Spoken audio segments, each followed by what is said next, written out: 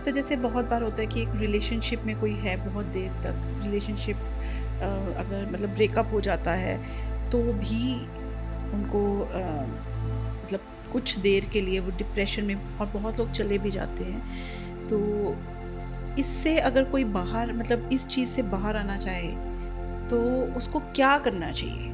क्या आप सलाह दोगे उसको? सबसे इम्पॉर्टेंट बात है कि be patient, have patience. Time के साथ सारी चीज़ें ठीक हो जाती हैं। Talk to your friends, family members,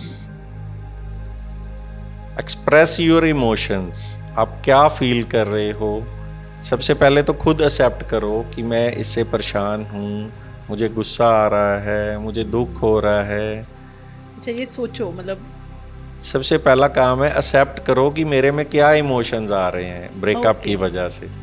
बहुत स्ट्रॉन्ग दिखाने की या होने की ज़रूरत नहीं, बिल्कुल ज़रूरत नहीं है किसी को भी स्ट्रॉन्ग दिखाने की। आप में अगर कोई भी इमोशन है तो एटलीस्ट अपने आप से एक्सेप्ट करो कि मेरे में ये सिम्टम आ रहे हैं, मुझे हेल्प की ज़रूरत है। सबसे पहले अपने फ्रेंड्स और फैमिली जिनके ऊपर आप भरोसा करते हो उनसे बात करो।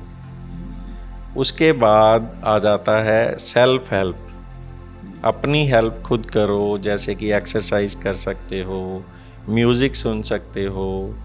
अपनी लाइफ के गोल्स को अचीव करने के लिए, इंटरेस्ट को अचीव करने के लिए आप आगे बढ़ सकते हो।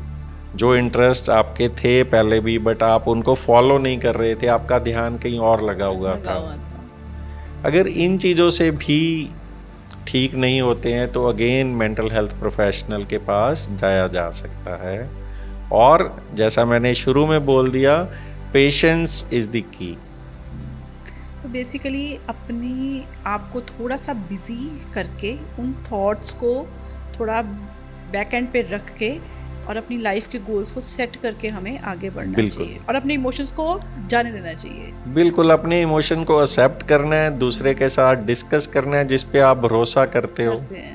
तो मतलब अगर रोना आ रहा है तो रो लेना चाहिए। रोने में कोई हर्ज नहीं है। रोने में कोई हर्ज नहीं है, चाहे वो लड़का हो चाहे वो लड़की हो। बिल्कुल, रोना वीकनेस की निशानी नहीं है। बिल्कुल भी नहीं है। बिल्कुल भी ये सबको समझाना और कहना बहुत ज़रूरी है। बिल्कुल। तो सर क्या ये भी कहते हैं ना कि अगर कोई किसी के लव्ड वन का अगर लॉस हो जाता है तो बहुत लोग होते हैं जो बहुत रो के अपना मन हल्का कर लेते हैं और कई लोग ऐसे होते हैं जो रो नहीं पाते हैं। तो आपके हिसाब से क्या चीज़ उनको बेटर स्टेट ऑफ माइंड में लेके आएगी? ऐसा नहीं है कि रोना ज़रूरी है, बट हर किसी का ग्रीव करने का तरीका अलग है। तो जो जिसका तरीका है वो वैसा ही बिहेव करेगा, हमने उसे कुछ गाइड नहीं करना है। But only thing we can guide is express your emotions. Breakup is also death of a relationship and death of a loved one. उसमें भी ग्रीफ है, इसमें भी ग्रीफ है, दोनों में ग्रीफ है, दोनों सेम टाइम कंज्यूमिंग है, दोनों नॉर्मल प्रोसेस हैं। Grief is not pathological. जिसके घर में किसी के लव्ड वन की डेथ हो जाए उसको डिप्रेशन के सारे सिम्टम आएंगे, पर हम उसको डिप्रेशन लेबल नहीं करते, उसको नॉर्मल ग्रीफ ही लेबल करते हैं। कुछ सिम्टम होते हैं जो अगर नॉर्मल ग्रीफ में एक ऐसे आदमी में आ जाएं जिसके घर में किसी की डेथ हुई है तो हम कहते हैं कि इसको ट्रीटमेंट की ज़रूरत है। जैसे कि सुसाइडल थॉट्स। दूसरा होता है गिल्ट, मेरी वजह से ये हो गया, मेरी वजह से ये हो गया। गिल्ट दो तरीके का होता है, एक एक्ट ऑफ कमीशन, एक एक्ट ऑफ ओमिशन। सो अगर किसी को एक्ट ऑफ कमीशन हो कि मेरे इस स्टेप की वजह से डेथ हो गई तो ट्रीटमेंट लेना ज़रूरी है। एक होता है एक्ट ऑफ ओमिशन कि मैं समय पे टाइम पे नहीं पहुंच पाया, मैं ये नहीं कर पाया, नहीं तो शायद वो बच जाता। हम टाइमली हॉस्पिटल ले जाते, वो सबको लगता है, वो सबको लगता है। ठीक है ना। अगर किसी को जिसकी डेथ हुई है वो दिख रहा है, उसकी आवाज़ें सुन रही हैं हर टाइम, तो ये कुछ साइन सिम्टम है जो शो करते हैं कि ग्रीफ अब नॉर्मल नहीं है, ये पैथोलॉजिकल ग्रीफ है, इसको ट्रीटमेंट की ज़रूरत है।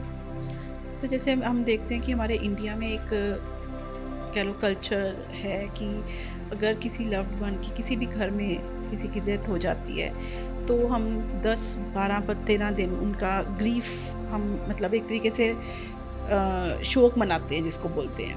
तो मुझे लगता है कि ये शायद काफ़ी बेटर है, क्योंकि इसमें क्या कि आप लोगों से मिल रहे हो, आप अपने इमोशंस शो कर रहे हो, आप बार बार उस चीज़ को बात करके आपके मन से वो बात निकल जाती है। जबकि बाहर की कंट्रीज़ में ऐसा नहीं होता है, तो आपको वो टाइम मिल जाता है थोड़ा सा अपने आप को रिकवर करने का। आप बिल्कुल ठीक कह रहे हो, ये रिचुअल्स यही चीज़ें शायद सोच के बनाई होंगी। हाँ, तो ये हाँ आपको सोशल सपोर्ट मिल रही है, सोशल सपोर्ट मिल रही है। तो हम वैसे भी मैं सोचती हूँ कि जैसे फ्रेंड्स हैं, हमारी फैमिली है, जब हम उनसे बात करते हैं तो हमारा मन हल्का हो जाता है, कैथारसिस हो जाता है आपके इमोशंस। हाँ जी।